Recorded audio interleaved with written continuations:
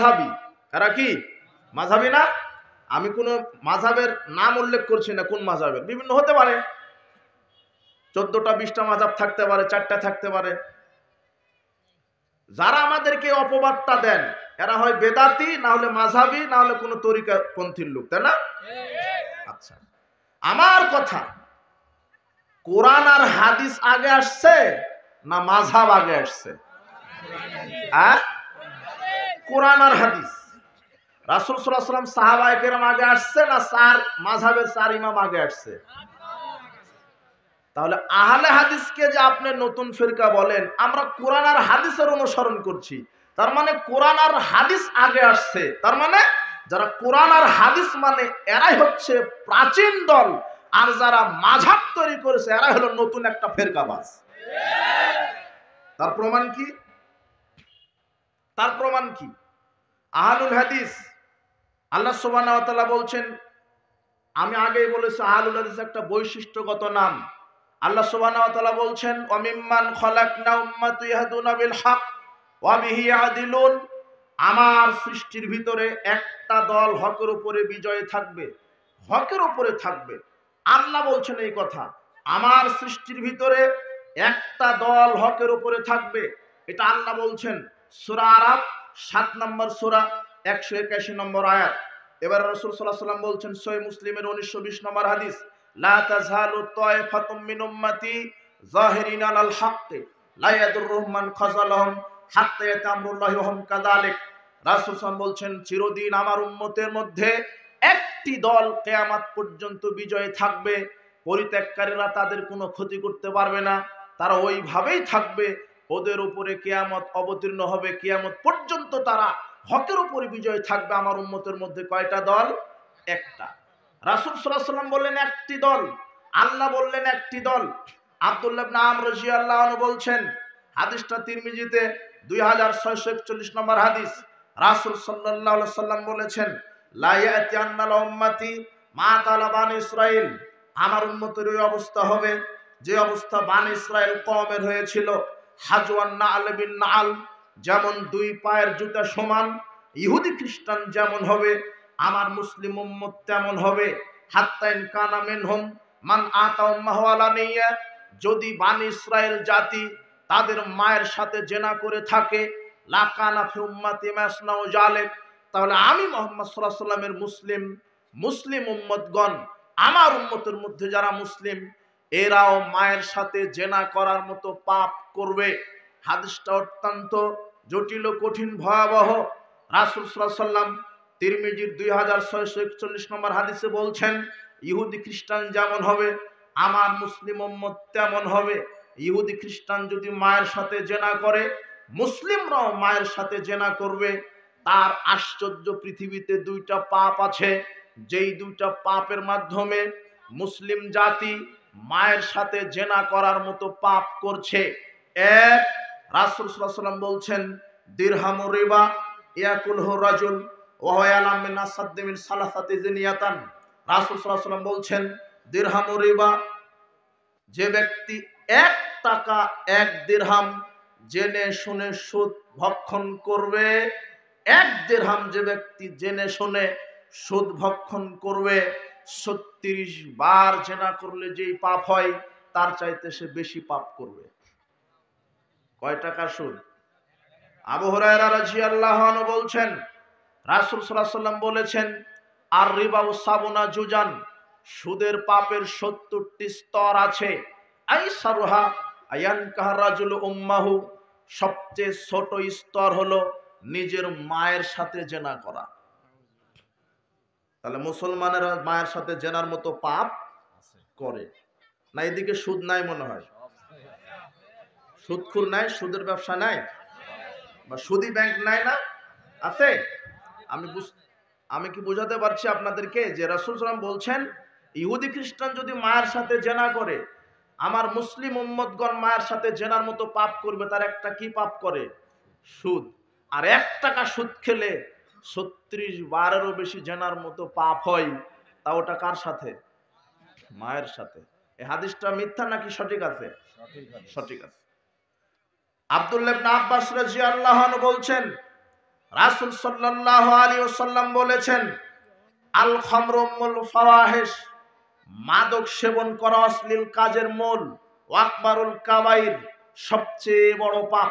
মদ পান করা সবচেয়ে বড় পাপ। যত কাবিরা গুনাহ আছে, কাবিরা গুনাহের মধ্যে একটা কাবিরা বড় পাপ।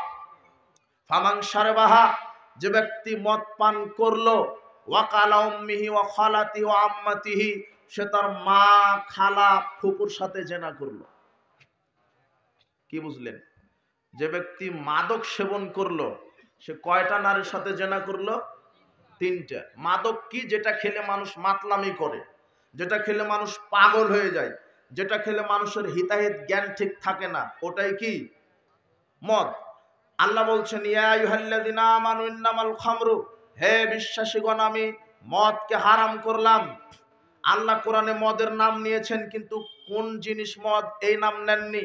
শুধু বলেছেন মদ হারাম, কিন্তু কোন কোন জিনিসটা মদ এই নাম নেওয়া হয়নি। আল্লাহ রাসূল সাল্লাল্লাহু আলাইহি ওয়াসাল্লাম বলছেন, কুল্লু মুসকিরিন খামরুন, কুল্লু খামরিন হারাম। প্রত্যেকটা নেশা সৃষ্টি করে এমন বস্তুটা মদ, আর প্রত্যেক মদ হচ্ছে হারাম। তার মানে যেটা খেলে নেশা হয় ওটাই হলো মদ, যেটা খেলে কি হয়? নেশা হয়, ওটাই কি? মদ। মদের কিন্তু নাম নাই কোরআন হাদিসে। ওই যে ইয়াবা, beer, whisky, champagne, vodka, pethidine, আপনার আর কি আছে, তারি, গাঁজা, বিড়ি, সিগারেট, জর্দাগুল, এগুলির কোনো নাম আছে নাকি কোরআনে? আমরা যে বলছি এগুলি মদ, তার মানে রাসূল সাল্লাল্লাহু আলাইহি ওয়াসাল্লাম সংজ্ঞা দিয়েছেন কি? যেটা খেলে মানুষ মাতলামি করে, যেটা খেলে কি করে? বিয়ার, হুইস্কি, হেরোইন, প্যাথেডিন, এগুলি কি রাসায়নিক দ্রব্য, মাদক না? এগুলি খেলে মানুষের মাথা ঠিক থাকে না, মাতাল হয়ে যায়, কারণ এর ভিতরে মাদক আছে। এখন হয়তো অনেক যুবকেরা বলতে পারে যে আপনি যে সিরিয়ালে বললেন বিড়ি, সিগারেট, জর্দাগুলের কথা, তো এগুলো তো মদ নয়, কেননা এগুলি মাতলামি করি না তো। আমরা যে বিড়ি, সিগারেট, জর্দা খাই, আমাদের মাথা ঠিকই থাকে, আমরা পাগল হই না। কিন্তু রাসূল সাল্লাল্লাহু আলাইহি ওয়াসাল্লাম বলছেন, মাসকারা কাসিরু ফাকালিলু হারাম, যেই জিনিসটা বেশি পরিমাণ খেলে মানুষ পাগল হয়ে যায়, তার অনুপরিমাণ খাওয়াটাও কি? যুবক, তুমি বিড়ি খাও, তুমি সিগারেট খাও, মুরব্বী, মৌলভী সাহেব, মসজিদের খতিব হুজুর সাহেব, আপনাকে বলছি, আপনি জর্দা খান, আপনি বুড়া মানুষ, আপনি জর্দা খান, আপনি মুরব্বী জর্দা দিয়ে পান খান, আপনি পানের সাথে 1 গ্রাম 2 গ্রাম জর্দা খান, কিন্তু আপনাকে যদি একসাথে 200-250 গ্রাম জর্দা খাইয়ে দেওয়া হয়, আপনিও পাগল হয়ে যাবেন। তার মানে যেটা বেশি খেলে মানুষ পাগল হয়, তার অল্পটাও হারাম। অতএব জর্দা খাওয়া কি? হারাম। জর্দার ভিতরে মাদক আছে। আর যুবক, তুমি সিগারেট খাও, যারা পান খায় জর্দা চিবিয়ে খায়, আর যারা সিগারেট খায় তারা জর্দা পুড়িয়ে খায়, বস্তু একই। তামাক পাতা থেকেই জর্দা, তামাক পাতা থেকেই বিড়ি, সিগারেটের মশলা। আপনাকে এটা বুঝতে হবে, এটা হারাম, এর ভিতরে মাদক আছে। এটা কুরুচি সম্পূর্ণ, অরুচি সম্পূর্ণ খাদ্য, যেটা গরু, ছাগল, কুকুর, শৃগাল, শুয়োরও খায় না। বিড়ি, সিগারেট, জর্দাগুল কুকুর, শৃগালও খায় না। যুবক, তুমি খাও, তোমার বাপ খায়, তোমার মাস্টার ডিগ্রি পাস বিশেষ ক্যাডারও খায়, মানে এদের রুচি পশু প্রাণীর চাইতে খারাপ। যারা বিড়ি খুর, যারা সিগারেট খুর, কাউকে আপনি দেখেছেন যে 1 গ্লাস দুধ, একটা ডিম, 1 প্লেট খাবার, বিরিয়ানি নিয়ে টয়লেটের ভিতরে ঢুকেছে? কোনটা নিয়ে ঢুকে? এই বিড়ি, সিগারেট। এরা এত কুরুচিকর খাদ্য এটা। আজকে আপনি তওবা করবেন, ইমানের দাবি যদি থাকে। আর এই গাঁজাখোর যারা, ইয়াবাখোর, ফেন্সিডিলখোর, এর চাইতে বেশি খারাপ এই জর্দাখোরেরা। আপনি আন্দাজে ঠিক বললেন। যারা জর্দা খায়, যারা হিরোইন খায়, প্যাথেডিন খায়, এরা লুকিয়ে লুকিয়ে খায়। আর হুজুর জর্দা খায়, মসজিদের ভিতরে খায়। কথা বুঝেননি? মসজিদের ভিতরে খায়, যেটা কুকুরে খায় না, শুয়োরে খায় না, আপনি ওটা খান। সিগারেট, বিড়ি, গাঁজা, ইয়াবা, অরুচিকর খাবার। আর পৃথিবীতে কোনো পাপীকে রাসূল সাল্লাল্লাহু আলাইহি ওয়াসাল্লাম জুতা দিয়ে পিটতে বলেননি। আনাস রাদিয়াল্লাহু আনহু বলছেন, রাসূল সাল্লাল্লাহু আলাইহি ওয়াসাল্লাম কানা ইয়াযরিবু বিল খামরে বিন নিয়াল ওয়াল জিরাবি 40। রাসূল সাল্লাল্লাহু আলাইহি ওয়াসাল্লামের কাছে যখন কোনো মদখুরকে আনা হতো, তখন তিনি 40টা করে জুতা পিটা করতেন মদখুরকে। কয়টা করে? 40টা। তার মানে যারা মাদক খেয়ে বেড়ায়, আপনি বিড়ি খান, সিগারেট খান, গুল খান, ইয়াবা খান, যেটাই খান, ও কয়টা করে জুতা বাড়ি খাওয়ার যোগ্যতা অর্জন করছে? ও 40টা। কথা বুঝেছেন? মান শারাবাল খামরা ও সাকিরা লাম তুকবাল্লাহু আর লাম তুকবাল্লাহু সালাতুন আরবাইনা সাবাহান। রাসূল সাল্লাল্লাহু আলাইহি বলছেন, কেউ যদি একবার মাদক মুখে দেয়, তার 40 দিনের কোন ইবাদত কবুল হবে না। আপনাকে এই বক্তব্য আজকে দেওয়ার জন্য বলিনি, যদিও হাদিসের ইবারত চলে এসেছে। রাসূল সাল্লাল্লাহু আলাইহি ওয়াসাল্লাম বলছেন, মুসলিম উম্মত হবে ইহুদি খ্রিস্টানের মতো। তারা যদি মায়ের সাথে জেনা করে, আমার মুসলিম উম্মত জেনা করবে। তার দুইটা পাপের মাধ্যমে জেনা করছে, এক হলো সুদ খাওয়ার পাপ, এক হচ্ছে আরেক দ্বিতীয় হচ্ছে মদ খাওয়ার পাপ। রাসূল সাল্লাল্লাহু আলাইহি ওয়াসাল্লাম বলছেন, ফামান শারাবাহা, যে ব্যক্তি মাদক মুখে দিল, ওয়াকালা উম্মিহি ওয়া খালাতি ওয়া আম্মাতিহি, সে তার মা, খালা, ফুপুর সাথে জেনা করলো। যুবক, তোমার যদি ইমানের দাবি থাকে, আজকে পকেট থেকে সিগারেটের প্যাকেট ফেলে দিবে, মরা পর্যন্ত মাদক মুখে দিবে না। মাদক তোমার অর্থকে ধ্বংস করছে, তোমার শক্তি, তোমার শারীরিক ক্ষতিকে ধ্বংস করছে, তোমার ইবাদতকে নষ্ট করছে, তোমার দুনিয়া নষ্ট করছে। এই মাদক তোমার পরকালকেও নষ্ট করছে। তুমি মাদককে কবর দাও। আল্লাহ যুব সমাজকে তুমি মাদকতা থেকে হেদায়েত দান করো।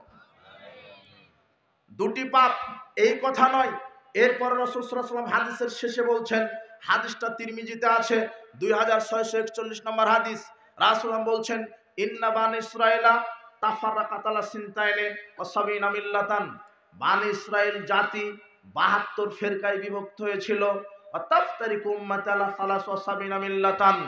আর আমার মুসলিম উম্মত বিভক্ত হবে 73 ফিরকায়। কত ফিরকায়? কুল্লুহুম ফিন্নার, প্রত্যেক ফিরকা জাহান্নামে যাবে, ইল্লা মিল্লাতান ওয়াহিদাতান, এক ফিরকা জান্নাতে যাবে। সাহাবীগণ বলছেন, মান হিয়া ইয়া রাসূলুল্লাহ, সেই এক ফিরকা কারা? রাসূল সাল্লাল্লাহু আলাইহি ওয়াসাল্লাম জবাবে বললেন, মা আনা আলাইহি ওয়া সাহাবী, আমি এবং আমার সাহাবী যার উপরে আছি, তার উপরে যারা থাকবে, তারাই বিচার মাঠে সরাসরি জান্নাতে চলে যাবে। সাহাবীগণ এবং রাসূল সাল্লাল্লাহু আলাইহি ওয়াসাল্লাম কোরআন এবং হাদিসের উপরে ছিল। আমাদেরকেও থাকতে হবে কার উপরে? কোরআন আর হাদিসের উপরে। এক ফিরকা, রাসূল সাল্লাল্লাহু আলাইহি ওয়াসাল্লাম ওই নাজাত প্রাপ্ত ফিরকার নাম বলে যাননি, বৈশিষ্ট্য বলেছেন। বৈশিষ্ট্য কি? যারা জন্ম থেকে মৃত্যু পর্যন্ত সার্বিক জীবনে যারা কোরআন আর হাদিসকে মানবে, ওরাই হবে সরাসরি জান্নাত প্রাপ্ত দল। আপনি কি জন্ম থেকে মৃত্যু পর্যন্ত কোরআন হাদিস মানেন? জি না। এদেশের অধিকাংশ মুসলিম মুনাফিক, এদেশের অধিকাংশ মুসলিম মুনাফিক, এরা সার্বিক জীবন ইসলাম মানে না।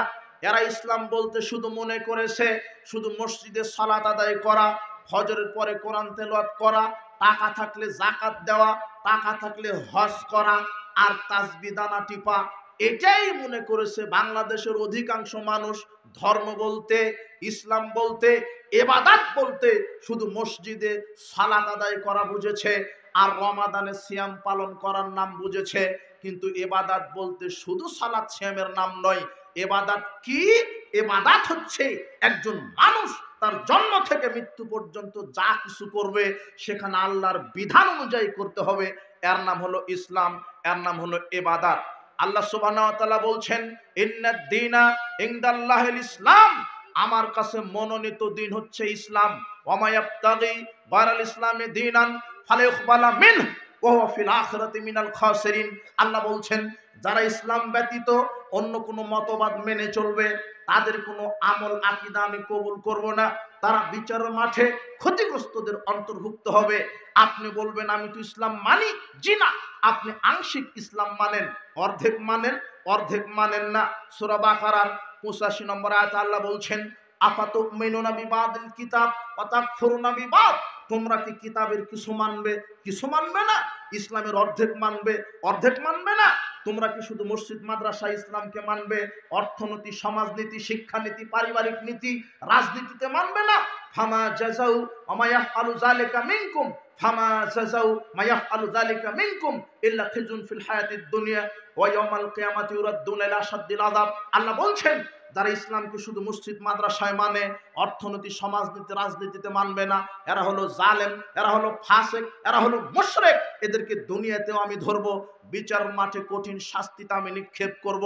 তার মানে ইসলাম মানতে গেলে সব জীবনেই মানতে হবে, শুধু মসজিদ মাদ্রাসা ইসলামকে মানলে হবে না। অধিকাংশ মুসলিম ইসলাম বলতে শুধু সালাতকে বুঝেছে, ইবাদত বলতে শুধু হজ করা বুঝেছে, অথচ ইসলাম বলতে শুধু সালাত সিয়াম নয়, আপনি যা কিছু করবেন সেখানে ইসলাম মেনে চলতে হবে। আপনি ভাত খাবেন, শুরুতে বিসমিল্লাহ, ওখানে কার বিধান? খাওয়া শেষে আলহামদুলিল্লাহ, সেখানে কার বিধান? আপনি টয়লেটে প্রবেশ করবেন, বিসমিল্লাহ আল্লাহুম্মা নাউযু বিকা মিনাল খুবসি ওয়াল খাবায়েস, সেখানে কার বিধান? টয়লেট থেকে বের হওয়ার পর্বে বলবেন গুফরানাকা, ওখানে কার বিধান? আপনি ঘুমাতে যাবেন আল্লাহুম্মা বিসমিকা আমুতু আহইয়া, সেখানে কার বিধান? আপনি ঘুম থেকে ওঠার পরে বলবেন আলহামদুলিল্লাহিল্লাযী আহইয়ানা বাদা মা আমাতানা ওয়া ইলাইহিন নুশুর, ওখানেও কার বিধান? আপনি স্ত্রীকে কিভাবে হালাল করবেন, স্ত্রীর কাছে গিয়ে কি দোয়া পাঠ করবেন, সেখানেও কার বিধান? আপনি পোশাক গায়ে দিবেন কিভাবে, সেখানেও আল্লাহর বিধান। আপনি জুতা পায়ে দিবেন কিভাবে, সেখানেও আল্লাহর বিধান। আপনি খান আল্লাহর বিধানে, পান করেন আল্লাহর বিধানে, ঘুমাতে যান আল্লাহর বিধানে, পেশাব পায়খানা করেন আল্লাহর বিধানে, পোশাক গায়ে দেন আল্লাহর বিধানে, আপনি সালাত আদায় করেন আল্লাহর বিধানে, সিয়াম রাখেন আল্লাহর বিধানে, হজ করেন আল্লাহর বিধানে, তাসবিহ আপনি গণনা করেন আল্লাহর বিধানে, আপনি কোরআন খতম দেন আল্লাহর বিধানে, আপনি দান করেন আল্লাহর বিধানে, আপনি পিতামাতার খেদমত করেন আল্লাহর বিধানে। আপনি এগুলি বুঝতে পেরেছেন, কিন্তু আপনাকে যেই আল্লাহর বিধানে সালাত আদায় করতে হবে, সেই আল্লাহর বিধানে অর্থনীতিও পরিচালনা করতে হবে। কিন্তু আপনি শুধু আল্লাহকে মসজিদে মানেন, কিন্তু অর্থনীতিতে আপনি একটা টাটকা সুদখোর, মানে আপনি টাটকা একটা মুনাফিক। আপনি রমাদানে সিয়াম পালন করেন আল্লাহর বিধানে, কিন্তু শিক্ষানীতি প্রণয়ন করেছেন ইহুদি খ্রিস্টানের কাল্পনিক বিধানে। ট্রান্সজেন্ডার ইস্যু, সমকামিতা, বানরবাদ, এগুলি নাস্তিক্যবাদী শিক্ষা ব্যবস্থা। আপনি শুধু মনে করেছেন সালাত সিয়াম ইসলাম জিনা, আমাকে শিক্ষা প্রণয়ন করতে হবে কার বিধানে? আল্লাহর বিধানে। আপনি সালাত আদায় করেন কার বিধানে? আপনি সিয়াম রাখেন কার বিধানে? আপনি হজ করেন কার বিধানে? আপনি রমাদানে সিয়াম পালন করেন কার বিধানে? উমরা করেন কার বিধানে? আর আপনার নেতা রাজনীতি করে কার বিধানে?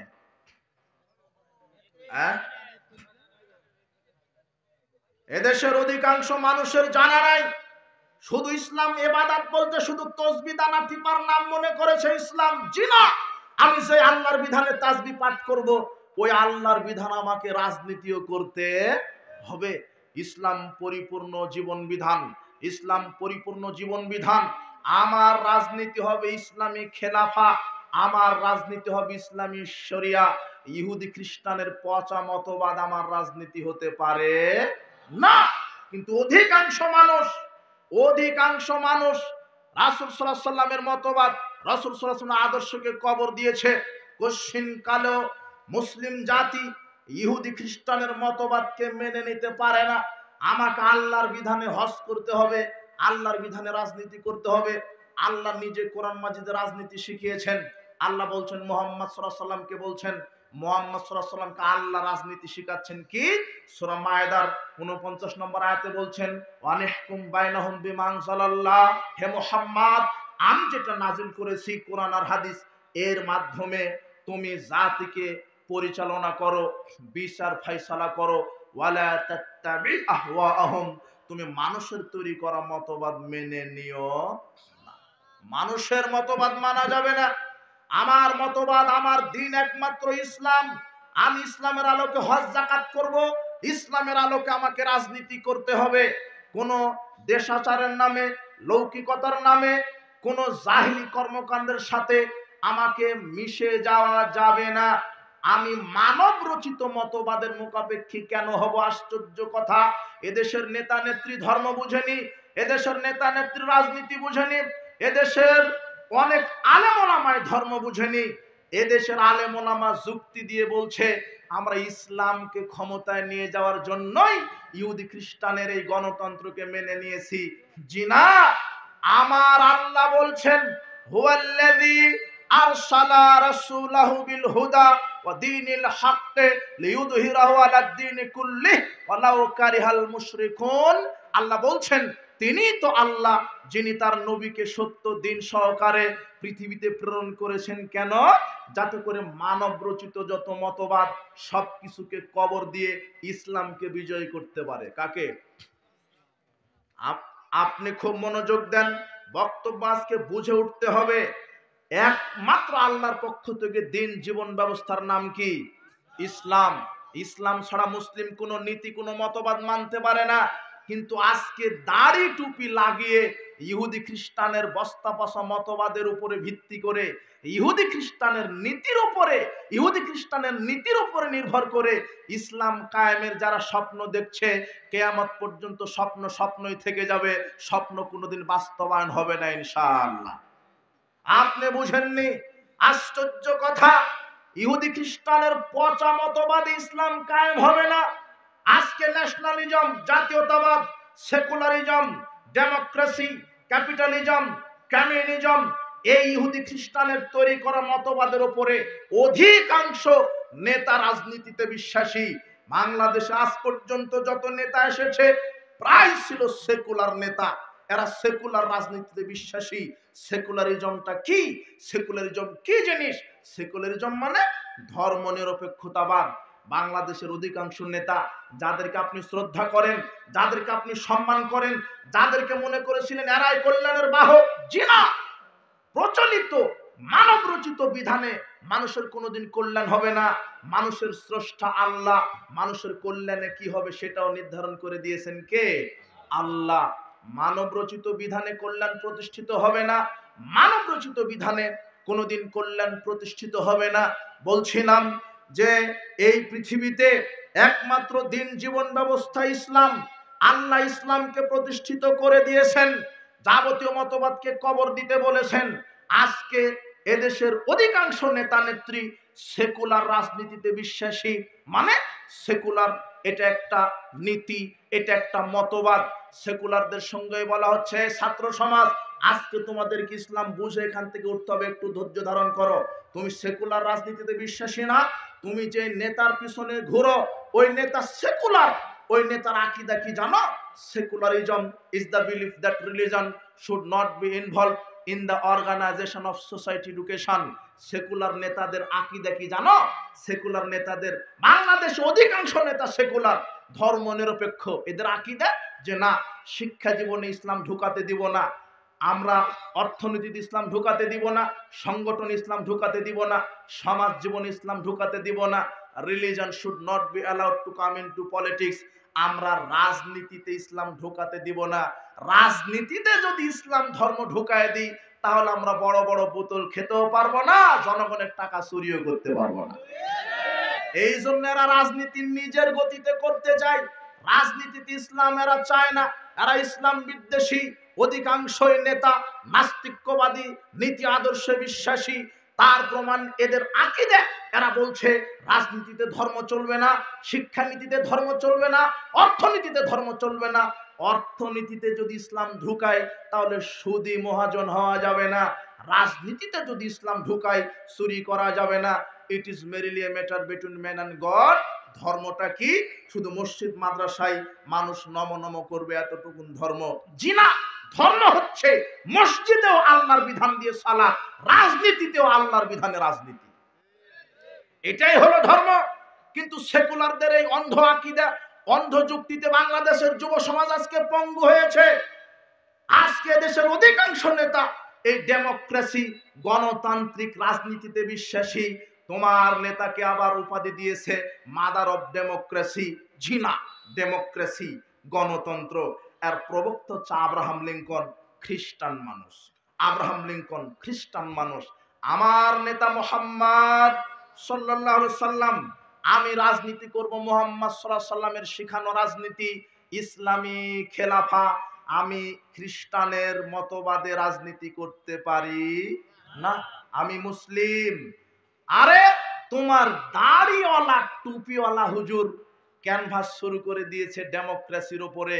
এ যুক্তি দিচ্ছে আমরা তো ভালোই চাচ্ছি, ইসলাম কায়েমের জন্যই এই গণতান্ত্রিক পদ্ধতি মেনে নিয়েছি। জি না, ওয়াল্লাহি এই পৃথিবীতে যদি ইসলাম কায়েম হয়, ইসলামের নীতিতে ইসলাম কায়েম হবে। কোনদিন ইহুদি খ্রিস্টানের নীতিতে পৃথিবীতে ইসলাম কায়েম হতে পারে না, পারে না, পারে না। ইসলাম কায়েম হবে ইসলামের নীতিতে, নবীর নীতিতে, আল্লাহর বিধানে। ইহুদি খ্রিস্টানের এই ডেমোক্রেসি কাল্পনিক বস্তাপচা মতবাদে কশ্চিন কালেও ইসলাম কায়েম হতে পারে না। এই ডেমোক্রেসি একটা ধোঁকাতন্ত্র, একটা হত্যাতন্ত্র, একটা গণতন্ত্র, একটা সন্ত্রাসতন্ত্র, একটা চুরিতন্ত্র, একটা দুর্নীতিতন্ত্র। অমুককে মারো, অমুককে হটাও, অমুককে গুম করো, আমাকেই ক্ষমতায় থাকতে হবে, এর নাম হচ্ছে গণতন্ত্র। গণতান্ত্রিক রাজনীতিতে কোনো মুসলিম বিশ্বাসী হতে পারে না। গণতান্ত্রিক রাজনীতিতে, গণতান্ত্রিক পদ্ধতিতে গণতন্ত্র শিক্ষায় ঢুকতে পারে না, সমাজে ঢুকতে পারে না, রাজনীতিতে ঢুকতে পারে না। আমার রাজনীতিতে ঢুকবে ইসলাম, আমার শিক্ষা নীতিতে ঢুকবে ইসলাম, আমার সামাজিক নীতিতে ঢুকবে ইসলাম, আমার সার্বিক জীবনে আমি যেটা মানবো সেটা হলো ইসলাম। কশ্চিন কালেও এই ইহুদি খ্রিস্টানের নীতিতে ইসলাম কায়েম হবে না। গণতান্ত্রিক পদ্ধতি কুফরি পদ্ধতি, এটা শিরকি পদ্ধতি। আপনাকে আজকে গণতান্ত্রিক রাজনীতি শিখে উঠতে হবে, আর ইসলামী রাজনীতি শিখে উঠতে হবে। গণতন্ত্র কি? মানুষের তৈরি করা আইন, আর ইসলাম হচ্ছে আল্লাহর সংবিধান। কার? গণতন্ত্র হচ্ছে মানুষের তৈরি করা মানব রচিত জীবন বিধান গণতন্ত্র, আর ইসলাম হচ্ছে আল্লাহ প্রদত্ত জীবন বিধান। গণতন্ত্রে অধিকাংশের রায় চূড়ান্ত, আর ইসলামে ওহির বিধান চূড়ান্ত। গণতন্ত্রে মানুষের আইন পরিবর্তনশীল, আর ইসলামে কোরআন হাদিসের বিধান অপরিবর্তনশীল। গণতন্ত্রে সকল ক্ষমতার উৎস জনগণ, আর ইসলামে সকল ক্ষমতার উৎস আল্লাহ। গণতন্ত্রে সার্বভৌম ক্ষমতার উৎস মালিক, গণতন্ত্রে সার্বভৌম ক্ষমতার উৎস জনগণ, আর ইসলামে সার্বভৌম ক্ষমতার মালিক হচ্ছেন আল্লাহ। কশ্চিন কালেও গণতন্ত্র ইসলামে এক হতে পারে না। হে ছাত্র সমাজ, হে যুব সমাজ, তোমরা ইসলামকে বোঝার চেষ্টা করো, তাওহীদকে বোঝার চেষ্টা করো। তোমরা 5 আগস্টে স্বাধীন হয়েছে বলছো না? তোমরা বলছো আমরা জুলুম থেকে রক্ষা পেয়েছি। জি না, তোমরা ছাই পাওনি, কচু জুলুম থেকে রক্ষা পাওনি। আজকে যদি বাংলাদেশের উপদেষ্টারা বলে আগামীকাল আমি এই গণতান্ত্রিক পদ্ধতিতে আমি সরকার ব্যবস্থার ডাক দিলাম, তাহলে আপনি 2 চোখে যেই লাও সেই কদু দেখতে পাবেন। এক জালেম গেছে, আর এক জালেম বসবে। এক দুর্নীতিবাজ গেছে, আর 100 দুর্নীতিবাজ বসবে। আরে গণতন্ত্রের অপর নাম হচ্ছে দুর্নীতিবাজ। গণতন্ত্র হচ্ছে দুর্নীতিবাজ। গণতন্ত্র মানে হত্যাতন্ত্র, গুমতন্ত্র। আব্রাহাম লিঙ্কনের কাল্পনিক পদ্ধতি মানবো কেন? আমি কাপুরুষ।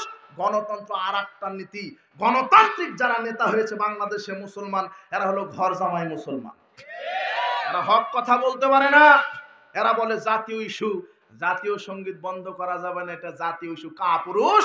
ওমা তোমার আকাশ তোমার বাতাস, ওটা আল্লাহর আকাশ আল্লাহর বাতাস। আমি যদি মুসলিম নেতা হই, আমাকে মিডিয়াতে বলতে হবে আমি মুসলিম ধর্মমন্ত্রী হয়েছি। আমাকে মিডিয়াতে বলতে হবে এই জাতীয় সঙ্গীত ছেড়ে গেছে, আমি বাতিল দেখতে চাই।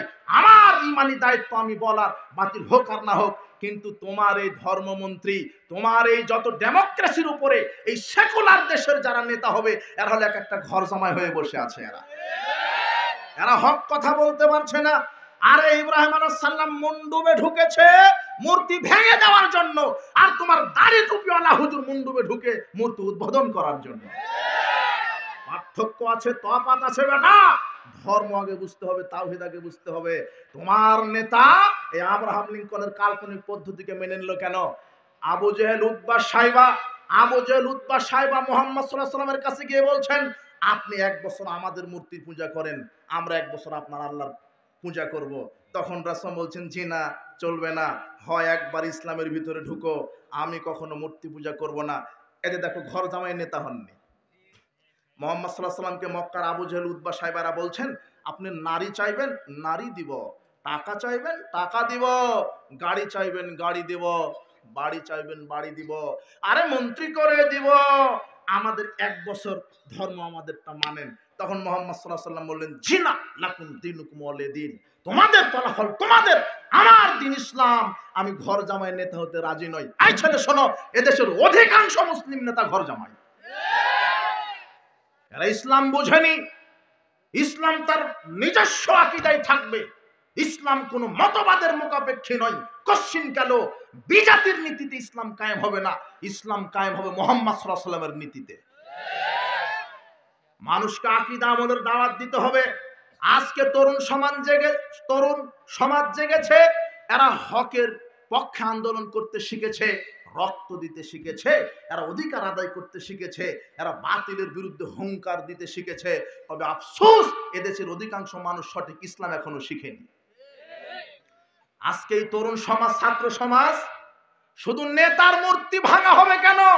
যেদিন এই বাংলাদেশের 20 কোটি মানুষের মধ্য থেকে যুব সমাজ যেদিন তাওহীদের পক্ষে গণবিপ্লব করবে, সেদিন বাংলাদেশ থেকে খানকা, কবর, মাজারকেও ভেঙে দেওয়া হবে ইনশাআল্লাহ। তোমার নেতার মূর্তির সামনে কেউ সেজদা করে না, মানত করে না, শিরক করে না, কিন্তু যত শিরক হয় কবর, খানকা, মাজারে।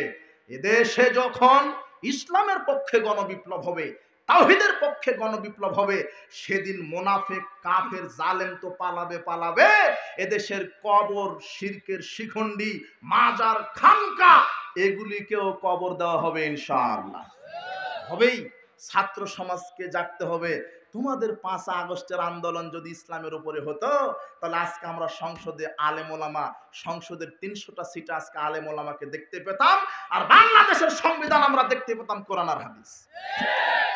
কিন্তু তোমরা দুনিয়ায় বুঝলে এই গণতন্ত্রকে, এটা কুফরি মতবাদ, গণতন্ত্রকে কবর দাও।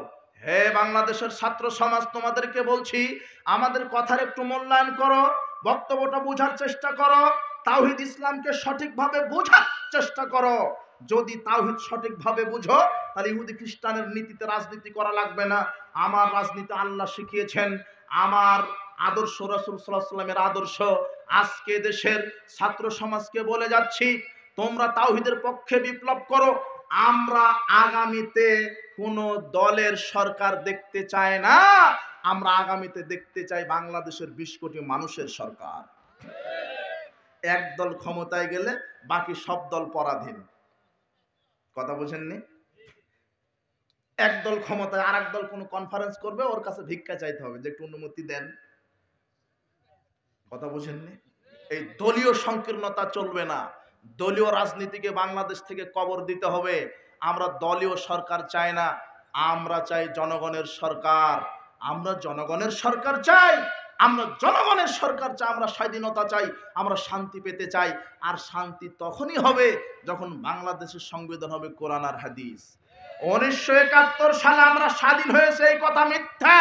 আমরা নামে মাত্র স্বাধীন হয়েছিলাম, কিন্তু 1971 সাল থেকে 52 বছর পর্যন্ত আমরা ওই ইহুদি খ্রিস্টানেরই এই কুরুচি বিধান দ্বারা আমরা এতদিন পরিচালিত হচ্ছি। আমরা তাদেরই বিধান, রাস্তাঘাট, অফিস আদালত, কোর্ট কাচারিতে তাদেরই বিধান। আমরা মুসলিম হয়ে ইসলামের বিধান মানতে পারি না। ধিক আমার নেতৃত্বের, ধিক আমার মন্ত্রিত্বের। যেই মন্ত্রিত্ব পাওয়ার পরেও আমি সংবিধানে কোরআন হাদিস যোগ করতে পারিনি, যেই নেতৃত্ব হওয়ার পরেও আমি রাষ্ট্রীয়ভাবে সুদকে হারাম ঘোষণা করতে পারিনি, যে নেতৃত্ব অর্জন করার পরও আমি শিরক বেদাতের বিরুদ্ধে হুঙ্কার দিতে পারিনি, ঠিক এই নেতৃত্বের। ঠিক আপনি কি করলেন নেতৃত্ব দিয়ে? বলছিলাম এই গণতন্ত্র কুফরিতন্ত্র, একে কেউ মূল্যায়ন করতে পারে না। যুব সমাজ, তোমাদেরকে বলছি, এই ভোটতন্ত্র হারাম। প্রচলিত যে ভোটতন্ত্র, শোনো, রাজনীতি করা ফরজ, তবে অবশ্যই সেটা রাসূল সাল্লাল্লাহু আলাইহি ওয়াসাল্লামের রাজনীতি। আর বর্তমানে বাংলাদেশে যে পচা প্রচলিত রাজনীতি আছে, এটা টোটালি হারাম, টোটালি একটা ভণ্ডতন্ত্র। এটা একটা, এই রাজনীতি করা হারাম। যে রাজনীতিতে ইসলাম মানা যায় না, যে রাজনীতিতে একজনকে হত্যা আর একজনকে গুম করা হয়, যে রাজনীতিতে মায়ের বুক খালি করা হয়, যে রাজনীতি করতে গিয়ে রক্ত দিতে হয়, যে রাজনীতি করতে গিয়ে ছেলে বাপ হারা হয়ে যায়, বাপ সন্তান হারা হয়ে যায়, স্ত্রী স্বামী হারা হয়ে যায়, স্বামী স্ত্রী হারা হয়ে যায়, সন্তান মা হারা হয়ে যায়, মা সন্তান হারা হয়ে যায়। এই পচা গণতন্ত্র আমরা চাই। এই প্রচলিত ভোট পদ্ধতি হারাম। এই ভোট পদ্ধতির মাধ্যমে যদি নেতা নির্বাচন করেন, তাহলে অযোগ্য লোকেরা হবে নেতা। যত সুর, দুর্নীতিবাজ, এদেরকে আপনি নেতা দেখতে পাবেন। কথা বুঝেননি? কথা এই যে আমি বহু বক্তব্যে বলেছি, বক্তৃতা এটাই চলছে এখন। এই জন্য মাদানী সাহেব এমপিতে দাঁড়িয়েছে, কি মাদানী, আর এটা হলো মুচি, এটা কি মুচি। ভোট এখন ভোট শুরু হয়েছে, এমপিতে দাঁড়িয়েছে দুজন। মাদানী ভোট পেয়েছে বাংলাদেশের 50 জন বড় বড় আলেমদের, যারা তাকওয়াশীল পরহেজগার, আলেমেরা মাদানীকে ভোট দিয়েছে, নেতা হিসেবে দেখতে চাই। আর এই মুচিকে ভোট দিয়েছে 51 জন ম্যাথরে। কে? মন্ত্রীকে। একটা ভোট কি পেয়েছে? হ্যাঁ, গণতন্ত্রে মাথা গণা হয় শুধু, কিন্তু মাথার মধ্যে ঘেলু গণা হয় না। কথা বুঝেননি? 51টা পেয়েছে এই মন্ত্রী। এতদিন এই অযোগ্যরাই বাংলাদেশের নেতৃত্ব দিয়েছে, তাই তো চুরি ডাকাতির অভাব নাই। এটা চুরিতন্ত্র, হত্যাতন্ত্র, একটা মামলাতন্ত্র। এক একটা নেতার 200, 500, 1000টা করে মামলা। এটা একটা মামলাতন্ত্র। এটা হলো গণতন্ত্র, এগুলি ফজিলত। কথা বুঝেছেন? এই ভোটের সময় যখন আসে, এই যে এবারে কুরবানিতে একটা খাসি বিক্রি হয়েছে 15 লক্ষ টাকা দিয়ে। কত? কত? 15 লক্ষ টাকা। আর ভোটের সময় যখন আসে তখন একটা বান্দা নামক ছাগলের দাম হয় 15 টাকা। কি বুঝলেন? মেম্বার বলে দিছে, ডিম আমার পক্ষ থেকে, 1 কাপ চা আমার পক্ষ থেকে, আমার বাক্সে যেন ভোটটা আসে। একটা ডিম খেয়ে বিক্রি হয়ে গেছে। এখন একটা চেয়ারম্যান হতে 1 কোটি টাকা লাগে। কত কোটি? 1 কোটি। তো ও যে 1 কোটি টাকা খরচ করে চেয়ারম্যান হলো, ও তো চেয়ারম্যান হওয়ার প্রথম দিনেই মনে মনে শপথ নিবে, আল্লাহ 20 কোটি টাকা আগে দুর্নীতি করব। 1 কোটি টাকা খরচ করে চেয়ারম্যান হয়েছে। তার মানে গণতন্ত্র মানে একটা চুরিতন্ত্র আর দুর্নীতিতন্ত্র। কথা বুঝেছেন? এই লাইনে আর আসে শুধু চুরি করার জন্য। সমাজ সেবার নামে মুখোশ পড়ে আরো সমাজকে এরা ধ্বংস করে দিচ্ছে, কিন্তু বাংলাদেশের মানুষ এরা বুঝতে পারছে না। বলছিলাম, অযোগ্য লোকেরা ক্ষমতায় আসে গণতান্ত্রিক ভোট পদ্ধতির মাধ্যমে। গণতান্ত্রিক নেতা নির্বাচন হচ্ছে ইলেকশন, আর ইসলামী নেতা নির্বাচন হচ্ছে সিলেকশন। ইলেকশন মানে এই যে পচা ভোট পদ্ধতি, একজন টাকা দিয়ে আর একজনকে গুম করে কিনে নিয়ে অযোগ্য লোক নেতা হবে, কিন্তু সিলেকশনে এর কোনো সুযোগ নাই। ইসলামের নেতা নির্বাচন হলে 1 সেকেন্ড লাগবে না, 10 জন আলেম ওলামা জ্ঞানীগুণী লোক এক মঞ্চে বসে বলবে যে আমরা অমুককে নেতা হিসেবে দেখতে চাচ্ছি, বাস খালাস। অমুককে আমরা পরহেজগার তাকওয়াশীল, ওনাকে আমরা দেশের সরকার হিসেবে দেখতে চাচ্ছি। আর বর্তমানে যেই উপদেষ্টারা আছে, এরা ভোটের মাধ্যমে আসছে, কিসের মাধ্যমে? এরা চালাক না 100 বছর। কোন আপত্তি আছে? জি না বলে আপত্তি আছে। ক্যানভাস করা লাগবে, শুরু করে দাও দিন রাত, আমাকে ক্ষমতায় যাওয়া লাগবে, না হলে তো চুরি করা যাচ্ছে না, আমার দল ক্ষমতায় যাও। কি এরা পারে না সবাই এক বৈঠকে বসে যত দল আছে দুটো একটা করে নিয়ে মন্ত্রী পরিষদ গঠন করতে? না, একাই যাবে, একাই খাবে। কথা বুঝেননি কথা? এটা হলো এই দলীয় সংকীর্ণতা। জি না, এই রাজনীতি আমরা চাই না। এই লেজুর ভিত্তিক রাজনীতি আমরা চাই না। আমরা চাই ইসলামী রাজনীতি, ইসলামী খেলাফা। তোমার মৌলভী সাহেব বলছে আমরা ইসলামী গণতন্ত্র করছি, আবার হিন্দু সংগঠন বানায় ফেলছে তোমার নেতা। কি লোভ ক্ষমতা! ইসলামী গণতন্ত্র ট্যাগ লাগায় দিছে। তা আমি তখন বলেছি তোমার হুজুরকে যে আমিও লাগাই দিলাম ইসলামী গাঁজা ফ্যাক্টরি। তাহলে গাঁজা বৈধ হবে না? আচ্ছা লাই বৈধ হবে না? ইসলামী আছে যে, এটা ইসলামী গাঁজা। তোমার হুজুর বলছে এটা ইসলামী গণতন্ত্র, আর ওটা ধোঁকাতন্ত্র, একটা সিটারি বাটপাড়ি তন্ত্র ছাড়া কিছু না। তুমি আসো রাসূল সাল্লাল্লাহু আলাইহি ওয়াসাল্লামের ইসলামী খেলাফায় নিজ আদর্শে টিকে থাকো। আমার এই বক্তব্য তোমার নেতাকে বুঝতে লোড নেওয়া লাগবে, বুঝবে না, ক্ষমতায় উন্মাদ হয়ে আছে, যে কোনো মূল্যে ক্ষমতায় যেতে হবে। গণতন্ত্র মানে মুদ্রার এই পিঠ আর ওই পিঠ সমান। গণতান্ত্রিক সংবিধান যদি বাংলাদেশে থাকে, আর জিব্রাইলও যদি বাংলাদেশের প্রধানমন্ত্রী হয়, ওকেও সুদ খাওয়া লাগবে। কথা বুঝেননি মনে হয়? ওকেও ওই মুন্ডবে যাওয়া লাগবে। গণতন্ত্র মানে আর কোনো এটা একটা ধর্ম না। কখনো হিন্দুর পাট নিতে হবে, কখনো খ্রিস্টানের, কখনো হিজড়ার, কখনো নারীর, কখনো পুরুষের, কখনো ওই বৌদ্ধর। মানে গণতন্ত্র মানে সব চলবে। কথা বুঝেননি? এদেশে হিন্দু থাকবে, খ্রিস্টান থাকবে, ঠিক আছে। ইসলাম যখন ক্ষমতা আসবে এদেরকে জিজিয়া দিয়ে থাকতে হবে। হিন্দু ধর্মে বাধা দেওয়া যাবে না। অনেকে আবার এই এক শ্রেণীর নাস্তিক আছে, এরা বলে সর্বনাশ, ইসলাম যদি ক্ষমতায় আসে তাহলে হিন্দুদের আবার কি হবে? কথা বুঝেননি? মায়ের চাইতে মাসির দরদ কি বেশি। অথচ ইসলাম সাম্য, সম্প্রীতি, সৌহার্দ্যপূর্ণ ধর্ম। আল্লাহ বলেছেন তোমরা বিধর্মীকে গালি দিও না। সূরা আনামের 108 নম্বর আয়াতে বলছেন তাদের দেবতাকে গালি দিও না, তাদের মন্দির ভাঙবে না। যদি তোমরা তাদের দেবতাকে গালি দাও, তারা অজ্ঞতাবশত তোমাদের আল্লাহকে কি দিবে? গালি দিবে। তাদের ধর্ম তারা মানুক। হিন্দু তাদের ধর্ম মানবে, খ্রিস্টান তাদের ধর্ম মানবে, কোনো আপত্তি নাই। দুই একটা ভোটের লোভে তোমার হুজুর ফতোয়া মেরে দিতে, দরকার হয় মাদ্রাসার ছাত্র মন্ডপ পাহারা দিবে, মারে দিল ফতোয়া। ওই জন্য ওই নেতাকে আমি বলেছি ক্লাস 1-এ ভর্তি হতে হবে, আমার আনাকুম জানাকুম শিখে ফতোয়া দিতে হবে জাতির সামনে। এক সেকেন্ডের জন্য কোন মুসলমান কোন বিজাতি ধর্মকে সহযোগিতা করতে পারে না, এক সেকেন্ডের জন্য। মুসলমানের ছেলে মন্ডপে যাবে মানে হিন্দু কি মারা গেল, তাদের ধর্ম তারা পালন করুক। কোন মুসলমানের বাচ্চা কোন বিজাতি ধর্মকে এক সেকেন্ডের জন্য সহযোগিতা করতে পারে? মাত্র দুই একটা ভোটের লোভে ফতোয়া মেরে দিল, ক্ষমতায় যাওয়া লাগবে, একটাই সোজা কথা। কথা বুঝেননি কথা? দেশের নেতা নেত্রী ইসলাম না মেনে কোনো উপায় নাই। কল্যাণ পেতে গেলে ইসলাম, কল্যাণ যদি পেতে চান, শান্তি যদি পেতে চান, তাহলে ইসলাম। এই গণতান্ত্রিক কাল্পনিক পচা, এই নাস্তিক্যবাদী এই ভোট পদ্ধতি, এই গণতান্ত্রিক পদ্ধতিকে সমর্থন করবেন না। এই প্রচলিত ভোট পদ্ধতি হারাম, ভোট দেওয়াও হারাম, ভোটের ক্যানভাস করা হারাম।